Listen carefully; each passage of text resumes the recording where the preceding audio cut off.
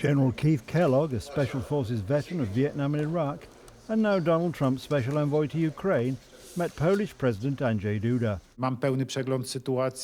I have a full overview of the situation, and in terms of the current actions of the United States, America has come very strongly into the game when it comes to ending the war in Ukraine. I know President Trump. I know that the way he acts is decisive, determined, and usually effective. The meeting with the Polish president is the only stop for the American diplomat in Poland and marks another meeting of a US representative with Polish officials following the recent visit of Pete Hegseth.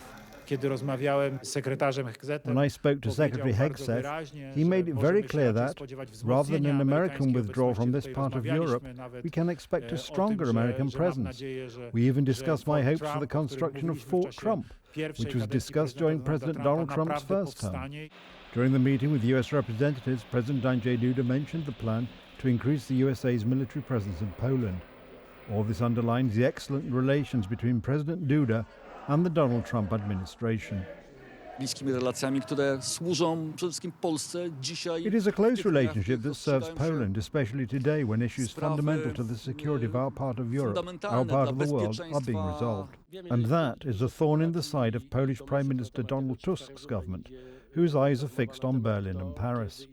We have a kind of inertia. Meanwhile, they're not conducting their own foreign policy. They are just waiting for instructions from Berlin, from Paris, from Brussels. This is a disaster in terms of the effectiveness of this government because it is not doing anything on its own. As General Kellogg said recently, Europe, in this case mainly France and Germany, will not be directly at the negotiating table to end the war in Ukraine because the United States does not want a repeat of the so-called Minsk format peace talks.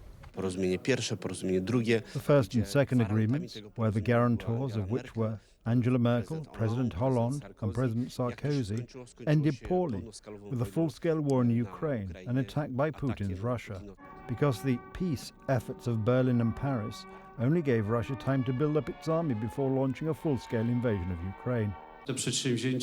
These EU commitments are statements we have been hearing for 3 years.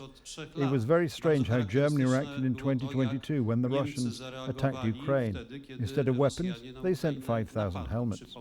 The actions of Donald Trump's administration caused panic among Europe's out-of-touch elites, who quickly organized an anti-American summit in Paris, attended by Polish Prime Minister Donald Tusk.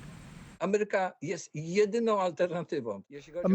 only alternative when it comes to European security, and they've been told so directly. Europe is so weak it cannot guarantee its own security. There is no other way, and the Polish people fully understand this. Prime Minister Tusk's position is best illustrated by this photo from the Paris conference, published by the German Chancellor, in which Donald Tusk is not even visible. A Prime Minister who has recently, like Berlin and Paris today, styled himself as tough on Russia, despite his past record. Today, Poland's ruling political elites have only just realized that it is the Russian Federation that poses the greatest threat.